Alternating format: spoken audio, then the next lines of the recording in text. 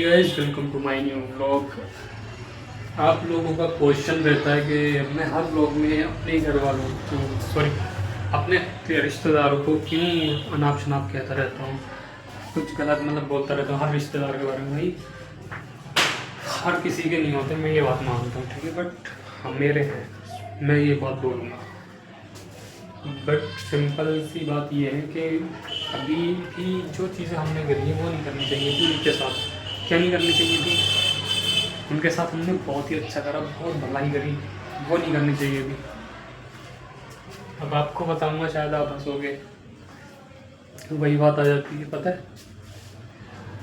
घर था हमारा गांव में, मेरे पापा होता है इधर ददियाल की तरफ से, तो मैं शुरू से बताता हूँ, ठीक है। फॉर एग्जाम्पल एग्जाम्पल वगैरह कुछ नहीं, थोड़ा यार तबियत खराब है, चीज़ होने की जरूरत हुई, बट पूरा बताता हूँ कंप्लीट, क्या था क्या नहीं था, शॉर्ट टाइम में। बाकी यानी फ्यूचर कभी पॉडकास्ट वगैरह होगी उसमें रिवील करूँगा क्या था क्या नहीं था।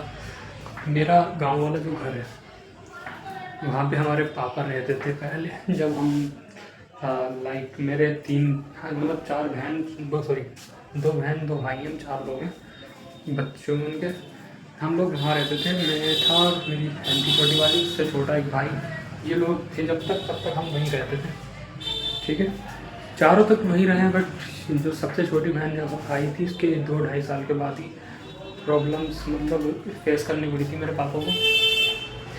तो प्रॉब्लम स्ट्रगल्स की वजह से यहाँ रुद्रपुर में ज़मीन थी, बोली हमारे पापा ने, कम से कम मान के चलो उस टाइम की कीमत 3.5 लाख के अराउंड ली उन्होंने, 3,70,000 के समथिंग। फिर गड्ढा था एक एक्चुअली 400 गज का, उसमें पटान कराया मेरे पापा ने। पटान कराने के बाद उसको जब बनाने की बारी आई तब थोड़ा मेरे पापा का हाथ डाउन हो गया, तबीयत ख़राब हो गई 3-4 महीने तक। उसके बाद फिर बनाने के लिए पैसों का इंतज़ाम किया। जब जो ज़मीन ली थी, हाँ ली की कहाँ से थी, गांव की जो ज़मीन थी उसको बेच करके ली थी, क्योंकि भाई हर इंसान का सपना होता है यार गांव की ज़मीन क्या ही रिटर्न देगी, ये सोच करके उन्होंने शहर में ली, क्योंकि शहर की भाई जाहिर सी बात है रिटर्न देगी ही देगी। और ये कोई चुतियापा या पागलपंती नहीं, ये बहुत अकलमंदी का काम है। उन्होंने ली, बस गलती एक हुई, रजिस्ट्री ही नहीं ली।